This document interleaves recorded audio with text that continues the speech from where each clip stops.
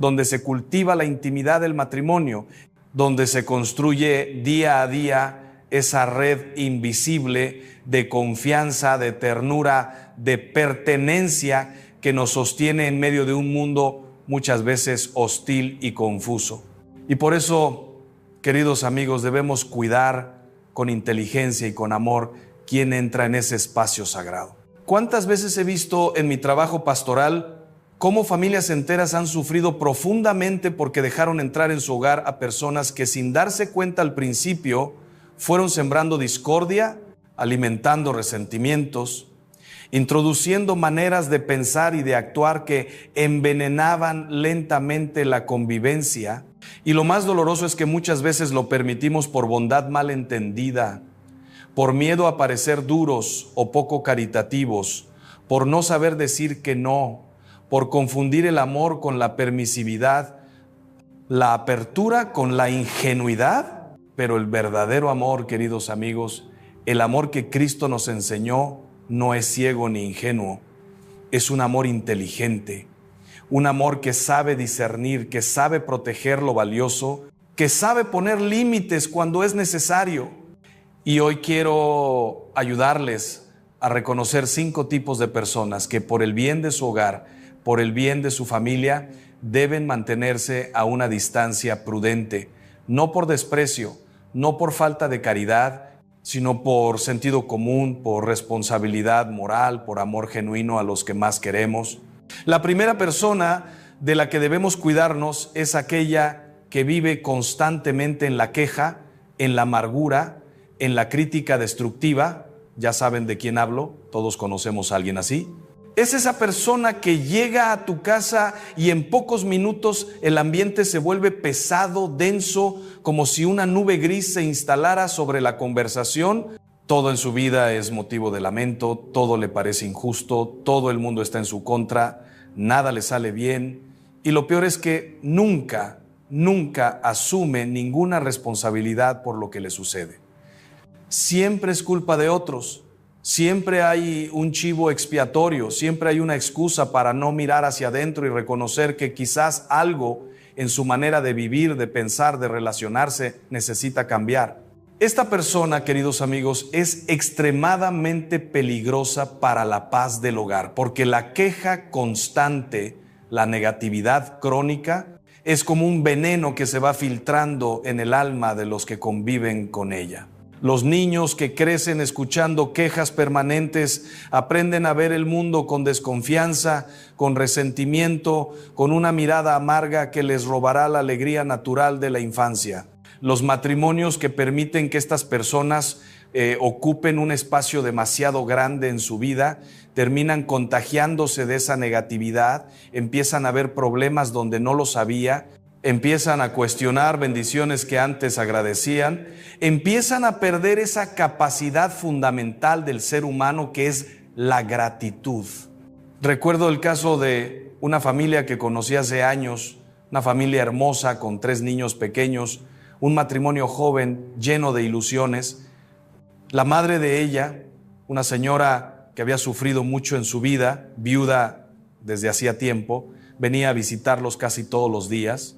Y cada visita era un rosario interminable de quejas, de críticas veladas, de comentarios envenenados sobre todo y sobre todos. Que si los vecinos eran insoportables, que si la economía del país era un desastre, que si los jóvenes de ahora no tenían valores, que si el marido de su hija no ganaba suficiente dinero, que si la casa era demasiado pequeña, que si los niños estaban mal educados.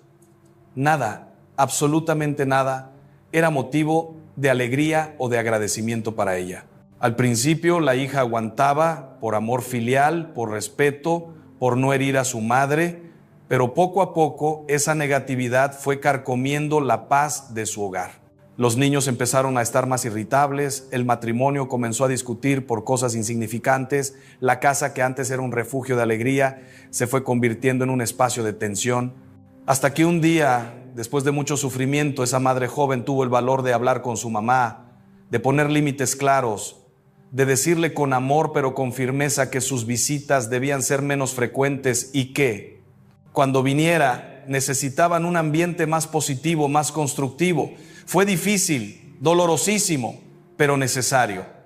Y poco a poco la paz volvió a ese hogar. La segunda persona que debe mantenerse lejos de tu hogar es aquella que constantemente siembra chismes, que alimenta rumores, que disfruta contando historias que dañan la reputación de otros. Este tipo de persona es especialmente peligrosa porque se disfraza de amistad, de cercanía, de confianza. Llega a tu casa como si fuera tu aliada, como si te estuviera haciendo un favor al contarte lo que todo el mundo está diciendo sobre alguien.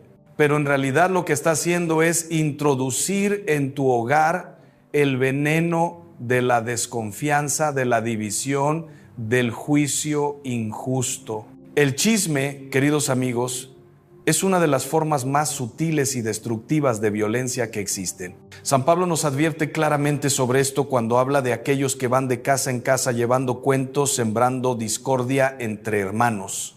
Y no se equivoquen, el chismoso no solo daña a la persona de quien habla, también daña profundamente a quien lo escucha, porque contamina su corazón con sospechas, con juicios precipitados, con una mirada envenenada hacia los demás. Cuando permitimos que un chismoso entre en nuestro hogar y le damos espacio para que hable, para que cuente sus historias, estamos permitiendo que una semilla de desconfianza se plante en nuestro corazón y en el corazón de nuestros hijos. Los niños que crecen escuchando cómo sus padres hablan mal de otros aprenden que esa es la manera normal de relacionarse. Aprenden que está bien juzgar sin conocer toda la verdad. Aprenden que la reputación de las personas es algo con lo que se puede jugar. Y además, queridos amigos, el chismoso nunca viene solo, porque quien habla mal de otros contigo, inevitablemente hablará mal de ti con otros. Es una ley espiritual que no falla. La persona que no respeta la intimidad, la dignidad, la buena fama de los demás, tampoco respetará la tuya cuando no estés presente. Por eso es fundamental cerrar la puerta con educación, pero con firmeza, a quienes llegan a tu casa con el propósito de hablar de vidas ajenas. Y si alguien empieza a contarte un chisme, ten el valor de interrumpirlo con amabilidad y decirle que prefieres no escuchar eso, que prefieres pensar bien de las personas hasta que no haya evidencia clara de lo contrario. Esa simple actitud no solo protegerá tu hogar, también ayudará a esa persona a darse cuenta de que su comportamiento no es apropiado. La tercera persona que necesitas mantener a distancia es aquella que constantemente te pide favores, pero nunca está disponible cuando tú la necesitas. Es la persona que llega a tu vida solo cuando algo quiere, solo cuando necesita algo de ti.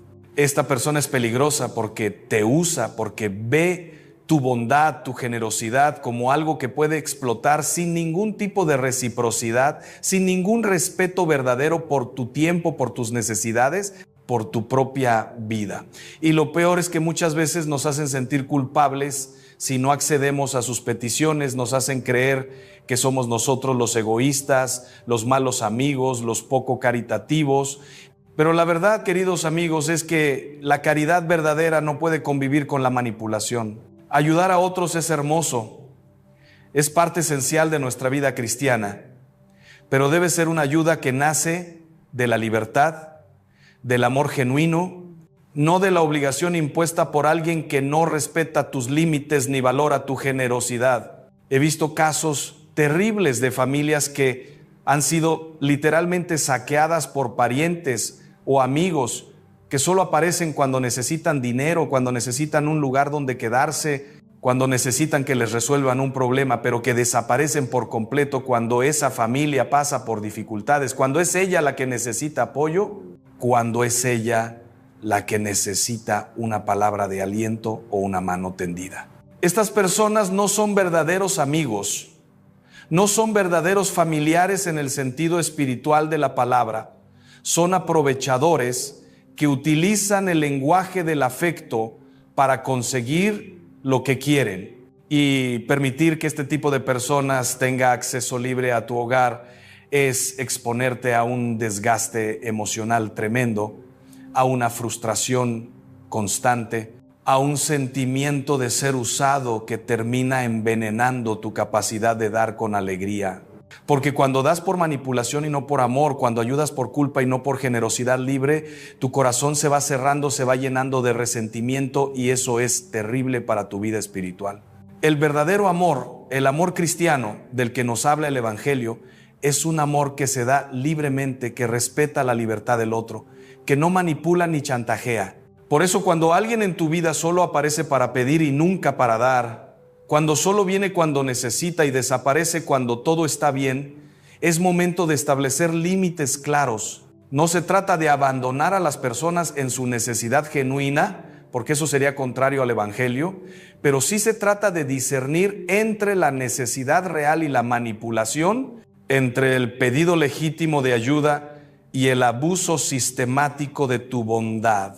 Y esto requiere mucha madurez, mucha claridad interior, mucha fortaleza moral, porque a menudo estas personas son muy hábiles para hacerte sentir mal, para presionar tu conciencia, para utilizar el lenguaje de la familia o de la amistad como un instrumento de chantaje emocional. La cuarta persona que necesitas alejar de tu hogar es aquella que constantemente menosprecia tus valores, que se burla de tus creencias, que ataca sutilmente tu fe o tus principios morales. Esta persona es particularmente peligrosa en hogares donde hay niños, porque los niños absorben todo, aprenden más por lo que ven y escuchan que por lo que les explicamos explícitamente. Si en tu casa hay alguien que constantemente hace comentarios despectivos sobre la fe católica, que se burla de la oración, que ridiculiza la moral cristiana, que presenta como antiguo o absurdo el vivir con coherencia, con pureza, con honestidad, esa persona está haciendo un daño tremendo a la formación espiritual de tus hijos. Y no importa que sea un familiar cercano, no importa que sea alguien a quien quieres mucho, no importa que tenga otras cualidades admirables, si su presencia está erosionando los fundamentos morales y espirituales que tú quieres transmitir a tus hijos, necesitas proteger tu hogar de esa influencia. Esto no significa que debamos vivir en una burbuja, aislados de cualquier persona que piense diferente. Eso sería contrario al espíritu cristiano de apertura y diálogo. Pero hay una diferencia enorme entre la persona que piensa diferente y respeta tus convicciones y la persona que activamente trata de socavar, de ridiculizar, de destruir lo que tú consideras sagrado. La primera puede enriquecer tu vida, puede ayudarte a pensar mejor, a fundamentar más profundamente tu fe, puede incluso enseñarte cosas valiosas desde su propia perspectiva, pero la segunda es tóxica, es destructiva. Es alguien que no respeta tu derecho fundamental a educar a tus hijos según tus propios valores, que no respeta la autonomía de tu hogar, que quiere imponer su visión del mundo de manera agresiva o burlona. Recuerdo una familia muy hermosa que conocí, padres jóvenes comprometidos con su fe, intentando educar a sus hijos en el amor a Cristo, en la belleza de los sacramentos, en la importancia de la oración. El hermano de él, un hombre brillante, exitoso profesionalmente, pero profundamente escéptico y amargado en lo espiritual, visitaba la casa frecuentemente y cada vez que venía, aprovechaba cualquier oportunidad para hacer comentarios irónicos sobre la religión, para sugerir que creer en Dios era cosa de gente ignorante, para ridiculizar la idea de que pudiera haber normas morales objetivas. Los padres al principio no le daban importancia, pensaban que los niños no entendían, pensaban que podían contrarrestar esa influencia con sus propias enseñanzas, pero poco a poco notaron que su hijo mayor, un niño de 8 años, empezó a hacer preguntas extrañas, a cuestionar de manera no genuina sino sarcástica las cosas de la fe, a repetir frases que claramente había escuchado de su tío, hasta que un día, después de mucha oración y mucho diálogo entre los esposos, decidieron hablar con ese hermano. Le dijeron con todo el amor del mundo que lo querían mucho, que respetaban su libertad de pensar como quisiera, pero que necesitaban que cuando estuviera en su casa respetara los valores que ellos estaban tratando de transmitir a sus hijos, que si no podía hacer eso, sus visitas tendrían que ser menos frecuentes y sin los niños presentes. Fue una conversación difícil, hubo tensión, hubo dolor, pero era necesaria. Y con el tiempo, ese hermano aprendió a respetar esos límites y la relación familiar se preservó, pero ahora sobre bases más sanas, más honestas. La quinta persona que necesitas mantener lejos de tu hogar, y quizás esta sea la más difícil de identificar porque puede presentarse con muchas máscaras diferentes, es aquella que introduce desorden moral en tu vida, que normaliza comportamientos que tú sabes en tu conciencia que no son correctos, que te empuja sutilmente a comprometer tus principios, a relativizar lo que antes veías claro. Esta persona puede ser alguien que te anima a mentir en cosas pequeñas, que te sugiere que un poco de deshonestidad en los impuestos no es gran cosa, que te dice que todo el mundo tiene aventuras extramatrimoniales y que tú te estás perdiendo de algo, que te hace sentir ridículo por tu fidelidad, por tu honestidad, por tu esfuerzo de vivir coherentemente. Es la persona que constantemente te dice que tus estándares morales son demasiado altos, que la vida hay que vivirla sin tantos escrúpulos, que hay que aprovechar las oportunidades aunque eso implique pasar por encima de otros o de tus propios valores. Este tipo de persona es extremadamente peligrosa porque opera en el terreno de la seducción, no de la imposición directa. No te dice abiertamente que hagas el mal, sino que va normalizando poco a poco conductas que antes te habrían parecido inaceptables. Te hace creer que eres tú el que está equivocado, que eres tú el exagerado, el anticuado, el que no entiende cómo funciona el mundo real. Y si no tienes una vida interior sólida, si no tienes claros tus principios, si no tienes la valentía de defender lo que sabes que es correcto, aunque te señalen como raro o conservador, puedes terminar siendo arrastrado por esa corriente de mediocridad moral que es tan común en nuestro tiempo. La Biblia nos advierte una y otra vez sobre este peligro.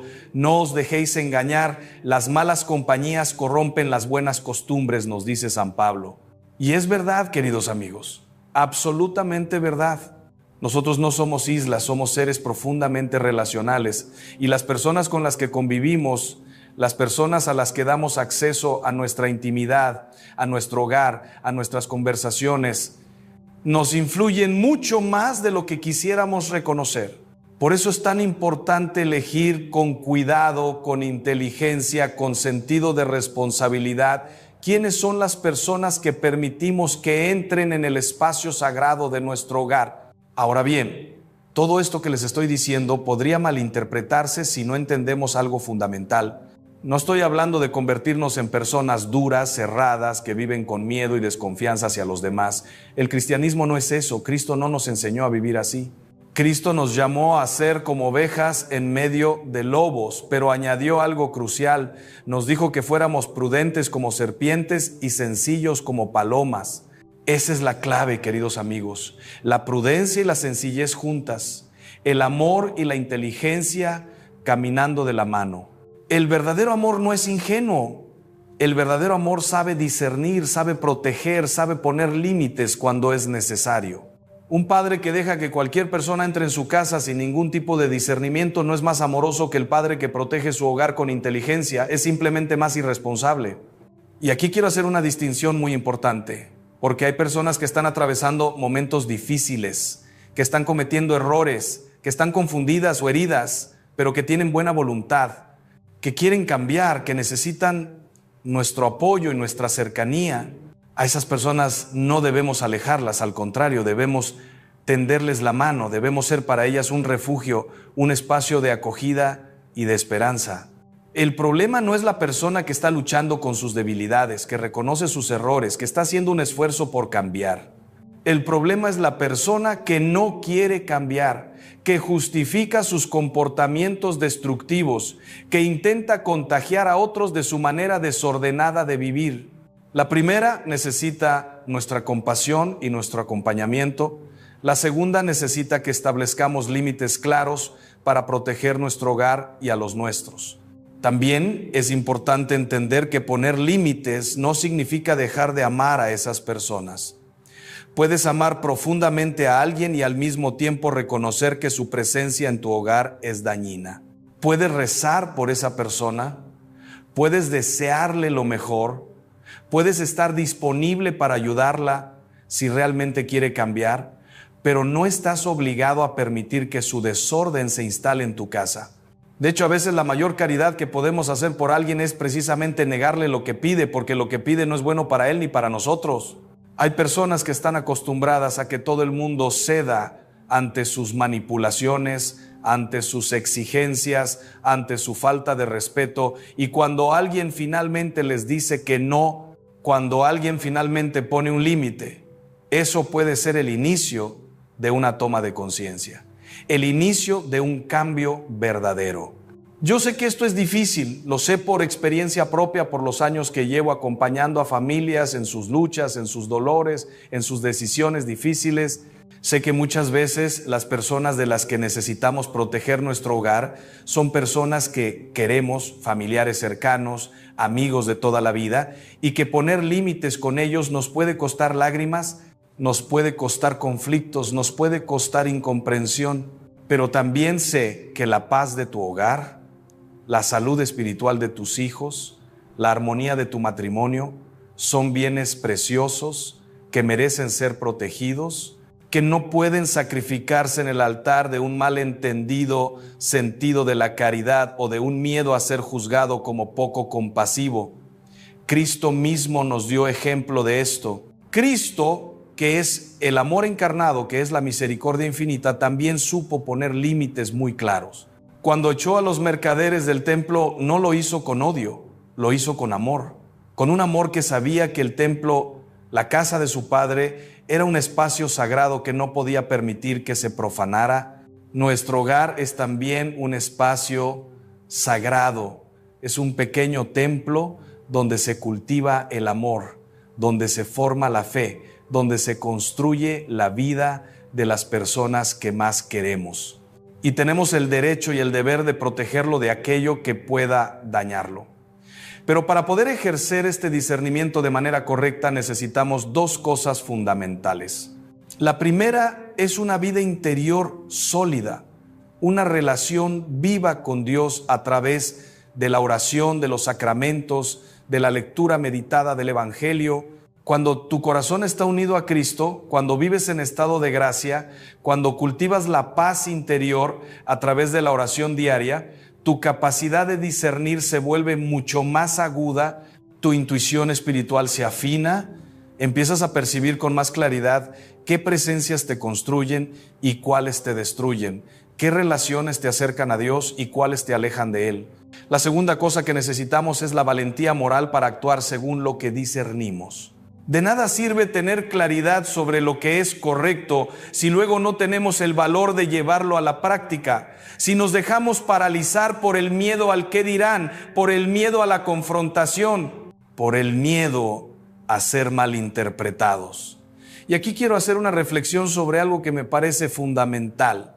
Muchas veces mantenemos en nuestra vida, en nuestro hogar, relaciones que sabemos que son tóxicas, personas que sabemos que nos hacen daño, simplemente porque no sabemos cómo poner fin a esa situación sin sentirnos culpables. Nos han enseñado, quizás con buena intención, pero de manera equivocada, que el amor cristiano significa aguantar todo, soportar todo, nunca poner límites, nunca decir que no. Pero eso no es amor cristiano, eso es masoquismo emocional, eso es una distorsión del Evangelio. El amor cristiano es fuerte, es claro, es capaz de confrontar cuando es necesario. Cristo confrontó a los fariseos, confrontó a los que usaban la religión para oprimir a otros, confrontó incluso a Pedro cuando Pedro quería apartarlo de su misión. El amor verdadero no es blando, no es complaciente. El amor verdadero sabe decir la verdad aunque duela, sabe poner límites aunque cueste, sabe proteger lo valioso aunque eso implique enfrentar conflictos. Entonces, queridos amigos, les pido que reflexionen honestamente sobre su propia vida, sobre las personas que tienen acceso a su hogar. Pregúntense con sinceridad, con humildad, con valentía, si hay alguien en su vida que esté sembrando negatividad, que esté alimentando chismes, que esté aprovechándose de su bondad, que esté ridiculizando sus valores, que esté introduciendo desorden moral en su familia. Y si la respuesta es sí, Si reconocen que efectivamente hay alguien así, no se queden paralizados por la culpa o por el miedo, tomen una decisión, pongan un límite, protejan su hogar, háganlo con amor, con respeto, con la mayor delicadeza posible, pero háganlo. Hablen con esa persona si es posible, explíquenle con claridad y con cariño cuál es el problema y qué necesitan que cambie. Y si esa persona no está dispuesta a cambiar, si no respeta los límites que ustedes establecen, entonces tengan el valor de reducir o incluso de cortar el contacto, al menos hasta que las circunstancias cambien. Sé que esto suena duro, sé que puede parecer poco cristiano para algunos, pero les aseguro que no lo es. Es profundamente cristiano proteger la paz de tu hogar, es profundamente cristiano cuidar la inocencia de tus hijos, es profundamente cristiano preservar la armonía de tu matrimonio, es profundamente cristiano defender tus valores cuando están siendo atacados. Y no se confundan, poner límites no es condenar a la otra persona, no es desearle el mal, es simplemente reconocer que en este momento esa relación no es sana, que en este momento esa presencia está haciendo más daño que bien y que por lo tanto es necesario establecer una distancia. Además, y esto es muy importante, cuando tú pones límites claros, cuando proteges tu hogar de influencias negativas, estás enviando un mensaje muy poderoso a tus hijos. Les estás enseñando que hay cosas que merecen ser protegidas, que hay valores que no son negociables, que hay una diferencia entre ser amable y ser ingenuo, entre ser amoroso y ser permisivo. Les estás enseñando que ellos también tienen derecho a proteger su propia paz interior, que no tienen que aguantar relaciones tóxicas simplemente por quedar bien o por no hacer olas. Les estás formando el carácter, les estás dando herramientas para que el día de mañana sepan construir sus propias vidas sobre fundamentos sólidos, con claridad moral, con dignidad, con respeto hacia sí mismos y hacia los demás. Y finalmente, queridos amigos, quiero decirles algo que me parece fundamental. Cuando ustedes tomen estas decisiones, cuando pongan estos límites necesarios, no esperen que todo el mundo los entienda o los apoye. Probablemente habrá personas que los critiquen, que los acusen de ser duros, de ser intolerantes, de ser poco caritativos. Incluso puede ser que algunos familiares o amigos tomen partido por la otra persona y ustedes se sientan solos, incomprendidos, juzgados injustamente. Pero no se dejen intimidar por eso, no permitan que las opiniones de otros les hagan dudar de lo que en su conciencia saben que es correcto. La paz que vendrá a su hogar cuando finalmente establezcan esos límites necesarios será la confirmación de que tomaron la decisión correcta. Van a notar cómo el ambiente de su casa se vuelve más ligero, más sereno, cómo las conversaciones fluyen con más naturalidad, cómo sus hijos están más tranquilos, cómo su matrimonio recupera una intimidad que quizás había perdido. Esa paz, esa armonía recuperada, será el fruto de su valentía, será la bendición que Dios derrama sobre quienes tienen el coraje de proteger lo que es sagrado. Y recuerden siempre esto, proteger tu hogar no es construir un búnker, no es aislarte del mundo, no es vivir con miedo o con paranoia. Es simplemente ejercer con inteligencia y con amor tu responsabilidad como padre, como madre, como esposo, como esposa. Es reconocer que tu hogar es un jardín que necesita ser cuidado, que las malas hierbas deben ser arrancadas para que las flores puedan crecer, que no todo lo que quiere entrar en ese jardín merece entrar. Y cuando tú cuidas ese jardín con sabiduría, cuando proteges esa paz con valentía, estás creando un espacio donde Dios puede habitar de verdad, donde el amor puede florecer, donde tus hijos pueden crecer seguros, donde tu matrimonio puede profundizarse, donde la vida puede ser vivida en plenitud. Queridos amigos, el hogar es el corazón de la sociedad, es el lugar donde se forma el ser humano, donde se aprende a amar, donde se descubre a Dios, donde se construye el futuro. No dejen que nadie, por muy cercano que sea, por muy buena persona que pueda ser en otros aspectos, contamine ese espacio sagrado con su negatividad, con sus chismes, con su manipulación, con su desprecio por los valores, con su desorden moral. Tengan el valor de decir no cuando sea necesario. Tengan la claridad para discernir quién merece tu confianza y tu intimidad. tengan la fortaleza para establecer límites, aunque eso les cueste lágrimas.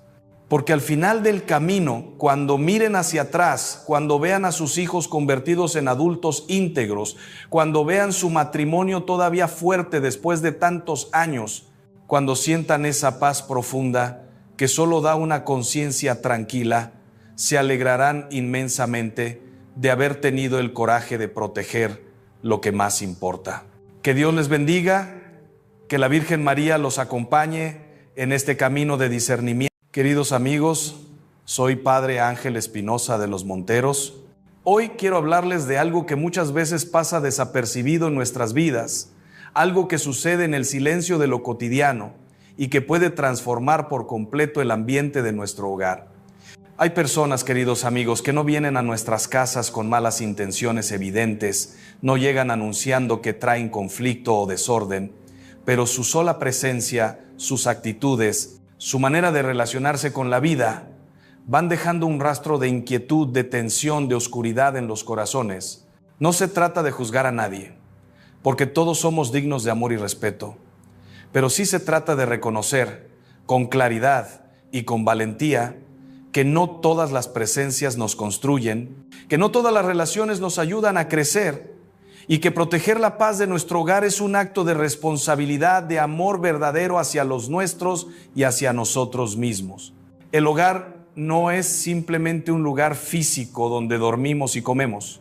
El hogar es el santuario de nuestros afectos, el espacio donde se forma el corazón de los hijos, donde se cultiva la intimidad del matrimonio, donde se construye día a día esa red invisible de confianza, de ternura, de pertenencia que nos sostiene en medio de un mundo muchas veces hostil y confuso. Y por eso, queridos amigos, debemos cuidar con inteligencia y con amor quien entra en ese espacio sagrado. ¿Cuántas veces he visto en mi trabajo pastoral cómo familias enteras han sufrido profundamente porque dejaron entrar en su hogar a personas que sin darse cuenta al principio fueron sembrando discordia, alimentando resentimientos, introduciendo maneras de pensar y de actuar que envenenaban lentamente la convivencia?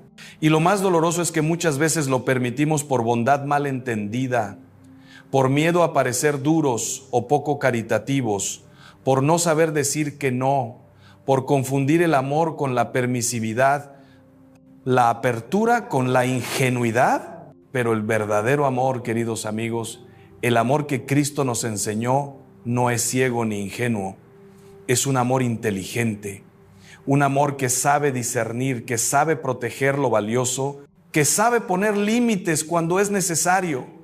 Y hoy quiero ayudarles a reconocer 5 tipos de personas que por el bien de su hogar, por el bien de su familia, deben mantenerse a una distancia prudente, no por desprecio, no por falta de caridad, sino por sentido común, por responsabilidad moral, por amor genuino a los que más queremos. La primera persona de la que debemos cuidarnos es aquella que vive constantemente en la queja, en la amargura, en la crítica destructiva. Ya saben de quién hablo, todos conocemos a alguien así. Es esa persona que llega a tu casa y en pocos minutos el ambiente se vuelve pesado, denso, como si una nube gris se instalara sobre la conversación. Todo en su vida es motivo de lamento, todo le parece injusto, todo el mundo está en su contra, nada le sale bien. Y lo peor es que nunca asume ninguna responsabilidad por lo que le sucede. Un hombre brillante, un teólogo excepcional, un santo que transformó el mundo, se hacía exactamente la misma pregunta. San Pablo, en su carta a los Romanos, escribió con el corazón desgarrado: no hago el bien que quiero, sino el mal que no quiero. ¿Te das cuenta? El más grande apóstol, el que escribió la mitad del Nuevo Testamento, el que fue arrebatado hasta el tercer cielo, también experimentaba esta terrible división interior.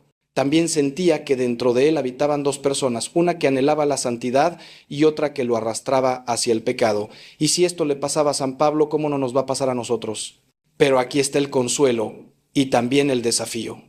Pablo no se quedó en la queja, no se hundió en la desesperación, sino que encontró la respuesta. Y esa respuesta, hermanos míos, es la que quiero compartir con ustedes hoy, Porque verán, esta contradicción que experimentamos no es simplemente una debilidad moral, no es solo falta de voluntad o de carácter, es mucho más profundo que eso. Es la consecuencia de algo que los teólogos llamamos la herida del pecado original. Desde que Adán y Eva comieron del fruto prohibido, desde que quisieron ser como dioses sin Dios, nuestra naturaleza humana quedó fracturada, dividida, herida en lo más profundo.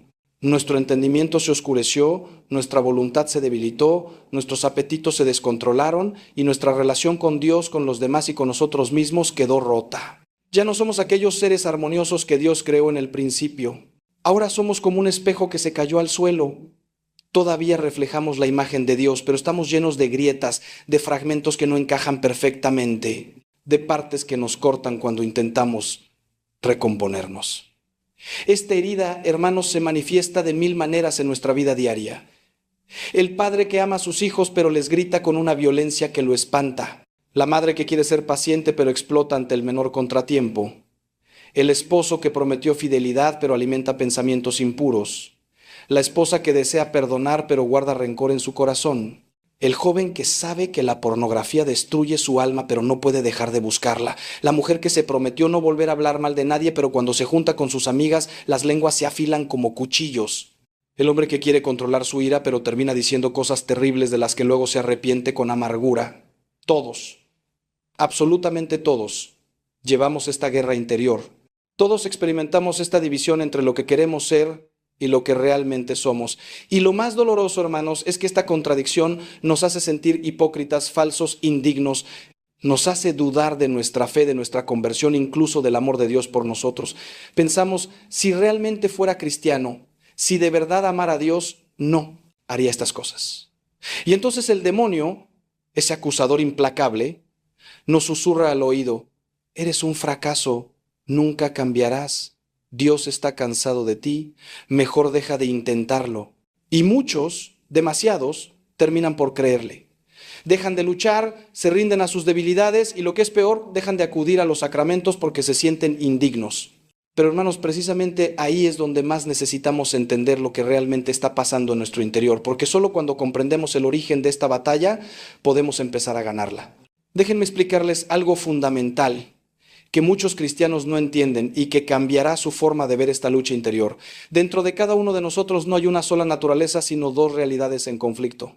Por un lado está lo que los padres de la iglesia llamaban el hombre viejo, esa parte de nosotros que todavía está atada al pecado, a los impulsos desordenados, a los deseos carnales, al egoísmo. Es como una programación antigua que llevamos en nuestro interior, un software corrompido que nos impulsa hacia el mal. Este hombre viejo se alimenta de todo lo que es contrario a Dios. El orgullo, la lujuria, la avaricia, la pereza, la gula, la envidia, la ira. Y lo más peligroso es que esta naturaleza caída conoce perfectamente nuestros puntos débiles, nuestros momentos de vulnerabilidad, nuestras heridas sin sanar. Pero por otro lado, hermanos, y esto es glorioso, está el hombre nuevo, esa realidad que nació en nosotros el día de nuestro bautismo. Cuando fuimos sumergidos en las aguas bautismales, cuando el sacerdote pronunció sobre nosotros las palabras sagradas, algo extraordinario sucedió. Cristo mismo vino a vivir en nosotros. El Espíritu Santo tomó posesión de nuestro corazón. Nos convertimos en templos vivos de Dios. Y desde ese momento hay dentro de nosotros una nueva creación, un nuevo ser que anhela la santidad, que se deleita en la ley de Dios, que quiere amar, servir, perdonar, crecer en virtud. Este hombre nuevo es Cristo viviendo en nosotros, es la gracia santificante actuando en nuestro interior, es el Espíritu Santo susurrando palabras de vida, de verdad, de amor. Y aquí está el meollo del asunto, hermanos.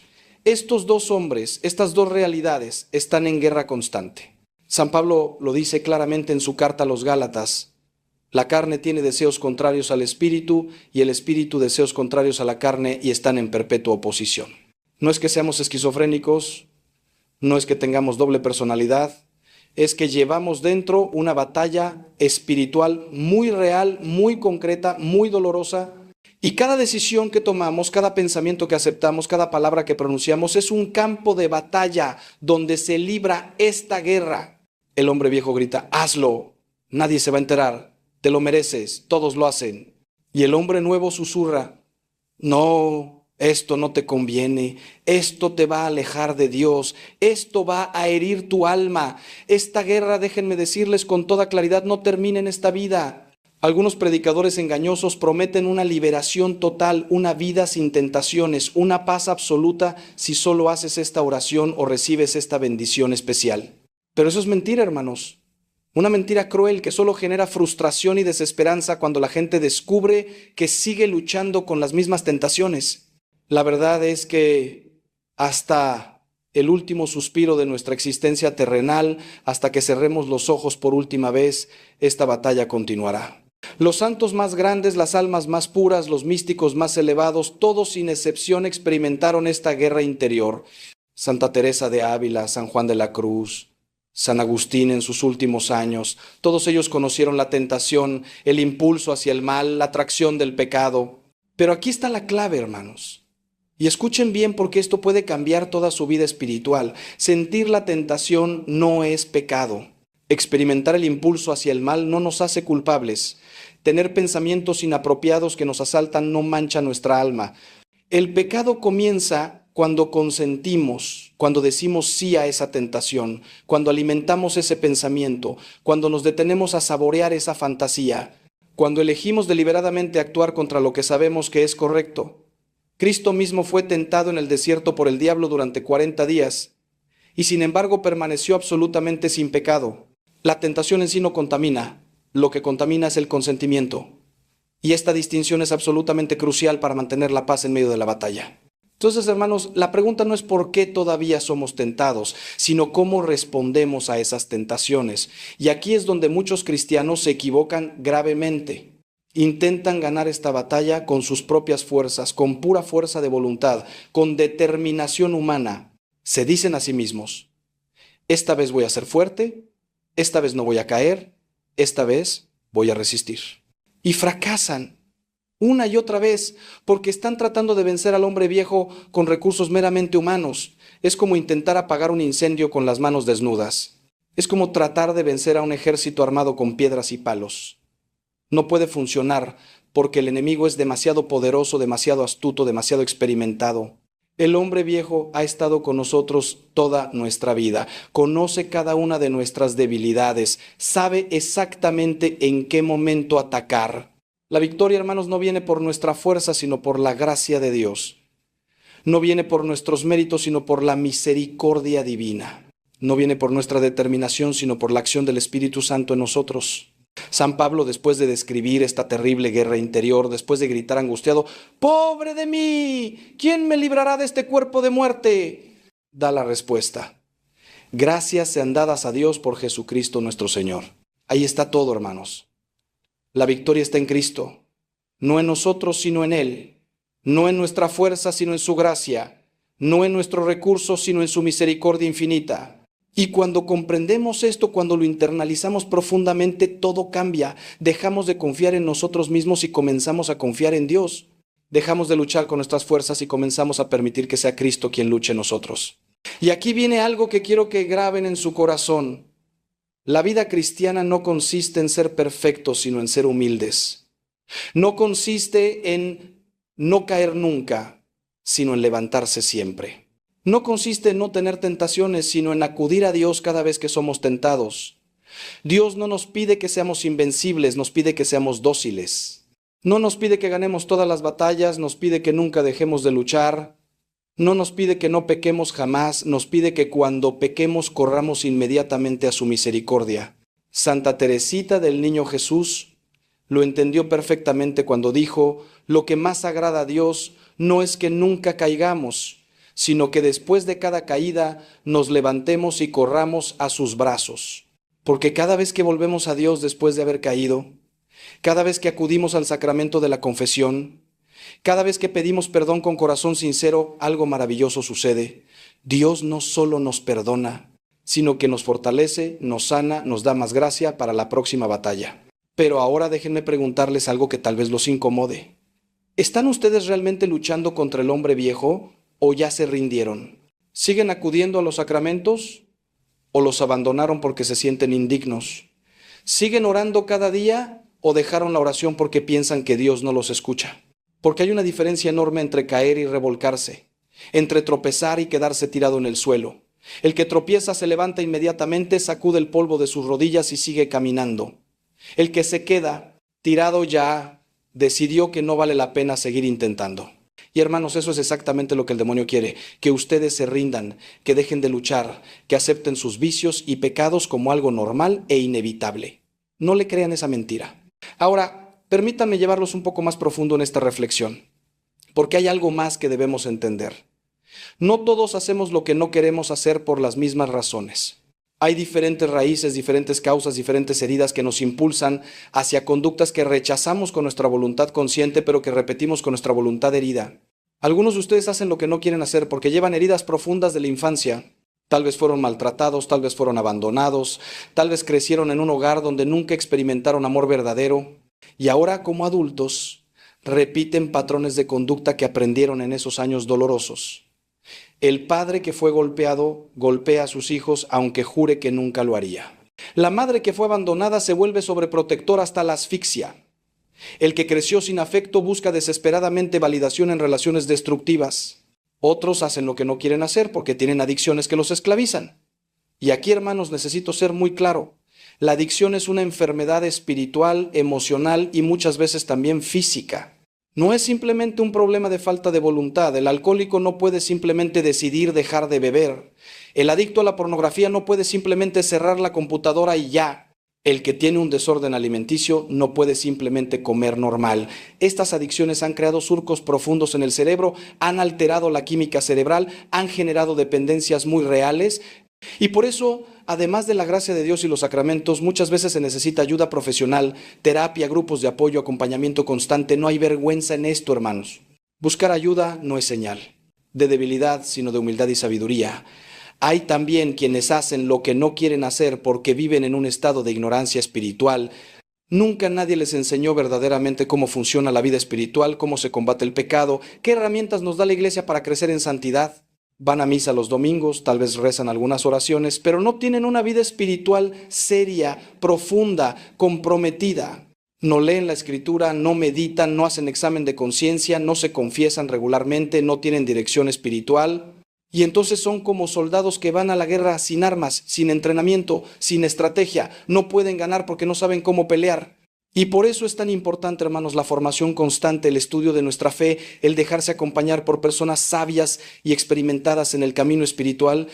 Otros más hacen lo que no quieren hacer porque han caído en lo que los padres del desierto llamaban asedia o pereza espiritual. Es un estado de tibieza, de mediocridad voluntaria, de conformismo espiritual. Ya no les importa realmente crecer en santidad. Ya no tienen hambre y sed de justicia. Han decidido, quizás sin darse cuenta, que con un cristianismo superficial es suficiente. Y en ese estado de tibieza, el hombre viejo va ganando terreno poco a poco sin que casi se den cuenta.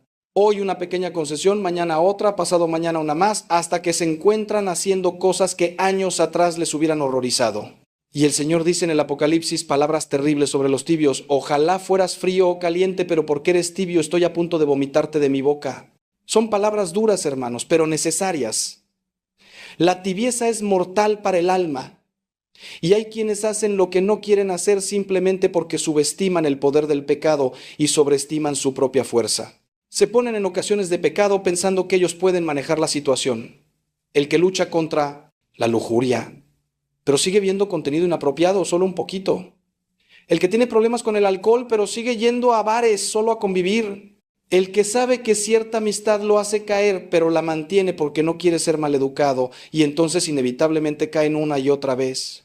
Santo Tomás de Aquino enseñaba que quien ama el peligro en él perecerá. Si sabes que algo te hace caer, aléjate de eso radicalmente, sin contemplaciones, sin excusas. San Antonio Abad decía, retírate, permanece en silencio y descansa. A veces la victoria no consiste en luchar, sino en huir inteligentemente. Pero ahora, hermanos, y esto es crucial, quiero que entiendan algo. Aunque todos experimentamos esta contradicción de hacer lo que no queremos hacer, eso no significa que seamos víctimas impotentes de nuestros impulsos.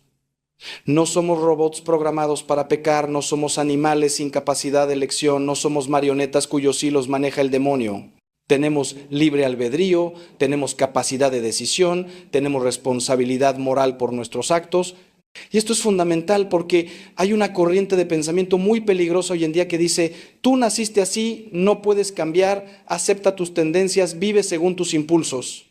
Esto es mentira, hermanos, una mentira diabólica que condena a millones de personas a la esclavitud del pecado presentada como libertad. La verdad es que sí podemos cambiar, no fácilmente, no rápidamente, no sin sufrimiento, pero podemos cambiar porque la gracia de Dios es más poderosa que cualquier tendencia, cualquier herida, cualquier adicción, cualquier pecado. He visto con mis propios ojos alcohólicos que llevan décadas sobrios. He conocido personas que vivieron en la inmoralidad sexual más grave y ahora viven en castidad y paz. He acompañado a hombres violentos que se convirtieron en esposos tiernos y padres amorosos. He visto a mujeres llenas de amargura y rencor transformarse en fuentes de perdón y misericordia. Y todo esto no por su propia fuerza, sino por la gracia de Dios actuando en ellos, por su cooperación humilde y constante con esa gracia, por su decisión de no rendirse nunca aunque cayeran 1000 veces. El cambio verdadero, hermanos, comienza con 3 pasos fundamentales. Primero, reconocer honestamente dónde estamos. No más excusas, no más justificaciones, no más minimizar nuestros pecados. Llamar al pecado por su nombre. Decir, soy adicto a la pornografía en lugar de tengo un problemita con el internet. Decir, soy orgulloso y soberbio en lugar de tengo carácter fuerte. Decir, soy chismoso y hablo mal de los demás en lugar de solo estoy preocupado por los demás. Esta honestidad brutal con nosotros mismos es el primer paso hacia la libertad. Y para esto es tan importante el examen de conciencia diario. Cada noche, antes de dormir, revisar el día ante la mirada de Dios. ¿En qué fallé? ¿Qué hice que no quería hacer? ¿Por qué lo hice? ¿Qué puedo hacer diferente mañana? El segundo paso es pedir ayuda. Y aquí hay que vencer el orgullo que nos dice que podemos solos, que no necesitamos a nadie, que pedir ayuda es señal de debilidad. Hermanos, la confesión sacramental es precisamente eso, pedir ayuda. Cuando vamos al confesionario, no solo recibimos el perdón de Dios, recibimos gracia sanadora, gracia fortalecedora, gracia que nos capacita para luchar mejor. Por eso la Iglesia nos llama a confesarnos regularmente, no solo cuando caemos en pecado mortal. Los santos se confesaban semanalmente, algunos incluso con más frecuencia. ¿Por qué? Porque sabían que en ese sacramento recibían las armas necesarias para la batalla espiritual. Y además de la confesión, necesitamos comunidad, necesitamos hermanos en la fe, que nos acompañen, que oren por nosotros, que nos corrijan cuando nos desviamos, que nos animen cuando estamos desfallecidos. El tercer paso es desarrollar hábitos concretos de vida espiritual. No se puede vivir de experiencias emocionales, de retiros ocasionales, de momentos de fervor que vienen y van. Se necesita disciplina, constancia, rutina espiritual, oración diaria. No cuando tengamos ganas, sino todos los días a la misma hora. Lectura de la palabra de Dios, no cuando nos acordemos, sino sistemáticamente con un plan.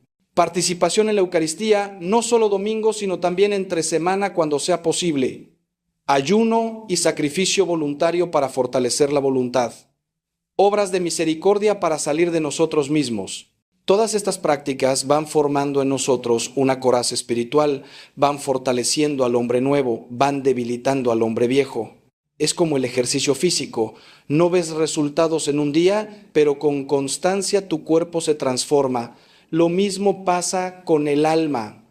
Ahora déjenme hablarles de algo que quizás nunca han considerado, pero que es absolutamente vital: el papel de la imaginación en esta batalla interior.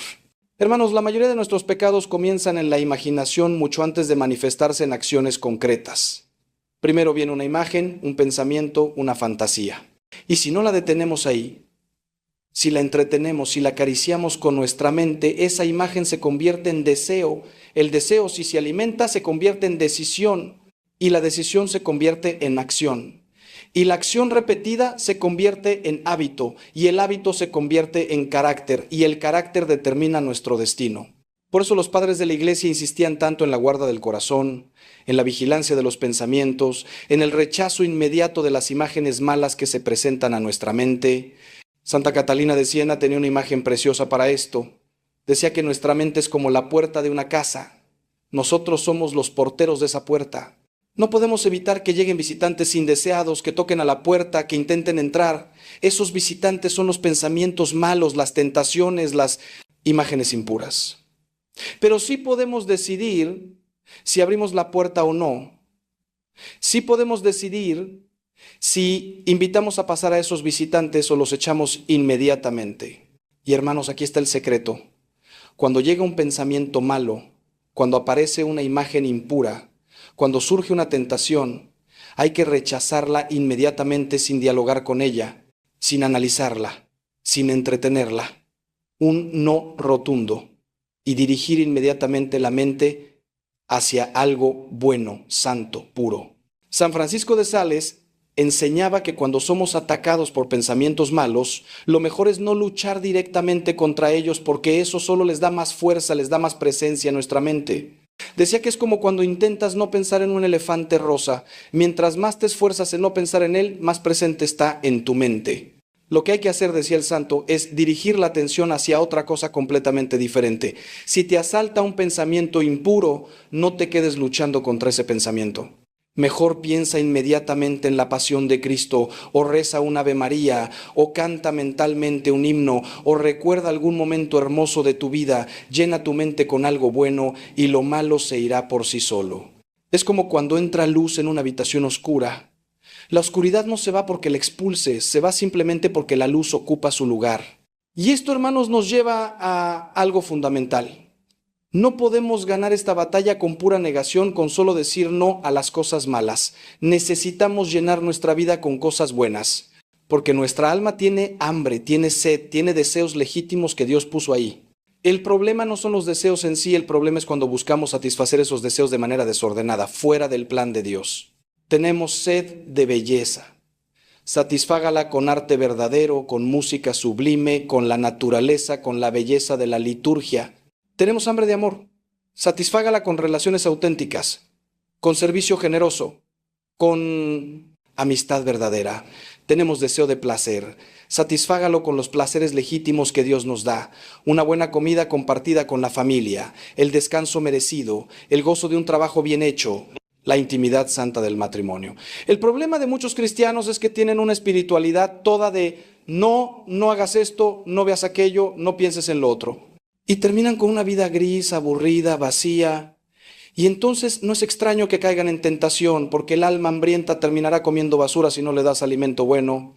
La vida cristiana verdadera es una vida llena de gozo, de belleza, de significado, de propósito. Es una vida abundante, como dice Jesús, yo he venido para que tengan vida y la tengan en abundancia. No una vida mutilada, no una vida de puras prohibiciones, sino una vida plena donde cada deseo humano encuentra su satisfacción verdadera en Dios y en las cosas de Dios. Pero hermanos, y aquí hay algo que muchos no quieren escuchar, pero que necesito decirles con claridad. Esta batalla espiritual también requiere sacrificio, requiere cruz, requiere mortificación. No podemos pretender crecer en santidad sin renunciar a nada, sin privarnos de nada, sin inmolarnos de ninguna manera. El ayuno, la vigilia, la limosna, la castidad, todas estas prácticas que la Iglesia nos propone desde hace 2000 años no son obsoletas, no son anticuadas, no son innecesarias. Son absolutamente vitales para fortalecer la voluntad, para domar la carne, para someter al hombre viejo. El atleta que quiere ganar la medalla de oro se priva de muchas cosas, se disciplina férreamente, entrena hasta que le duele el cuerpo. Y nosotros que corremos no hacia una medalla temporal, sino hacia la vida eterna, ¿vamos a pretender lograrlo sin ningún esfuerzo, sin ninguna renuncia? San Juan Pablo II hablaba de la ascesis necesaria del amor. Ascesis significa entrenamiento, disciplina, práctica constante. Y decía que si queremos amar verdaderamente, necesitamos entrenarnos en el dominio de nosotros mismos. El que no puede controlarse a sí mismo no puede entregarse a otro. El que es esclavo de sus pasiones no puede ser libre para amar. Por eso la castidad no es represión, sino liberación. Por eso la templanza no es puritanismo, sino sabiduría. Por eso el dominio propio no es rigidez, sino madurez. Y este entrenamiento se hace con pequeñas victorias cotidianas. Negarse ese postre cuando el cuerpo lo pide. Levantarse inmediatamente cuando suena el despertador, aunque queramos quedarnos 5 minutos más. No responder con ira aunque tengamos ganas. Guardar silencio cuando queremos chismear. Son victorias pequeñas, hermanos, pero importantísimas. Porque cada vez que vences una pequeña tentación, fortaleces tu voluntad. Cada vez que te niegas un pequeño capricho, debilitas al hombre viejo. Cada vez que eliges lo correcto aunque te cueste, alimentas al hombre nuevo. Y con el tiempo, con la constancia, con la gracia de Dios, llegarás a un punto donde lo que antes era una batalla titánica se convierte en algo natural, casi espontáneo. No porque ya no tengas tentaciones, sino porque has desarrollado la virtud, el hábito bueno, la segunda naturaleza que los filósofos escolásticos llamaban cualidad operativa buena. Es como aprender a tocar un instrumento. Al principio cada nota es un esfuerzo consciente, pero con la práctica llega un momento en que tus dedos se mueven casi solos, con naturalidad, con gracia. Pero cuidado, hermanos, porque aquí acecha un peligro muy sutil, el orgullo espiritual. Cuando empiezas a tener algunas victorias, cuando logras cierto dominio sobre tus pasiones, cuando la gente empieza a verte como alguien piadoso, puede surgir en tu corazón un sentimiento peligrosísimo. Lo logré, soy fuerte, soy santo, ya no necesito tanto de Dios. Y ese es el momento más peligroso de todos, porque cuando crees que estás en pie es cuando más cerca estás de la caída. San Pablo advierte, el que crea estar en pie, cuídese de no caer. La historia espiritual está llena de personas que después de años de virtud cayeron estrepitosamente porque se confiaron, porque bajaron la guardia, porque pensaron que ya habían vencido definitivamente al hombre viejo. Por eso, hermanos, la humildad es absolutamente esencial en esta batalla. Necesitamos recordar constantemente que cada victoria es un regalo de Dios, no un logro nuestro. Que si hoy no caímos no fue porque seamos fuertes, sino porque Dios nos sostuvo. Que si resistimos la tentación no fue por nuestro mérito, sino por su gracia. Y esto no es falsa modestia, no es rebajarnos artificialmente, es la pura verdad. Jesús mismo lo dijo, sin mí no podéis hacer nada, nada. Ni una sola victoria auténtica, ni un solo paso real hacia la santidad, ni una sola resistencia verdadera contra el pecado, todo, absolutamente todo es gracia. Y cuando entendemos esto profundamente, cuando lo vivimos de verdad, entonces ya no hay lugar para el orgullo espiritual. Y sin orgullo, el demonio tiene mucho menos poder sobre nosotros porque el orgullo es su puerta de entrada favorita. Santa Teresa de Ávila, esa doctora de la iglesia tan sabia y tan práctica, decía algo que debería hacernos temblar. La humildad es andar en verdad.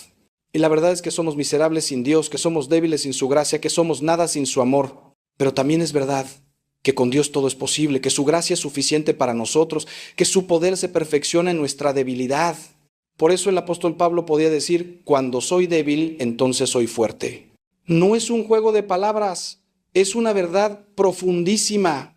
Cuando reconozco mi debilidad y me apoyo totalmente en Dios, entonces su fuerza actúa poderosamente en mí. Pero cuando confío en mis propias fuerzas, cuando creo que puedo solo, entonces Dios me deja experimentar mi verdadera debilidad para que aprenda la lección. Y aquí quiero detenerme en algo que causa mucho dolor y confusión en las almas, el tema de las recaídas. Hermanos, escuchen esto con atención porque es vital. Las recaídas no significan que has perdido todo el progreso espiritual. No significan que estás de vuelta en el punto de partida. No significan que Dios te ha abandonado o que tu conversión no fue real. Las recaídas son parte normal del camino espiritual. Todos los santos las experimentaron. Lo que importa no es si caes o no, sino qué haces después de caer. ¿Te hundes en la desesperación y dejas de luchar? ¿O te levantas inmediatamente, pides perdón a Dios, acudes al sacramento de la reconciliación y sigues adelante con renovada humildad y confianza?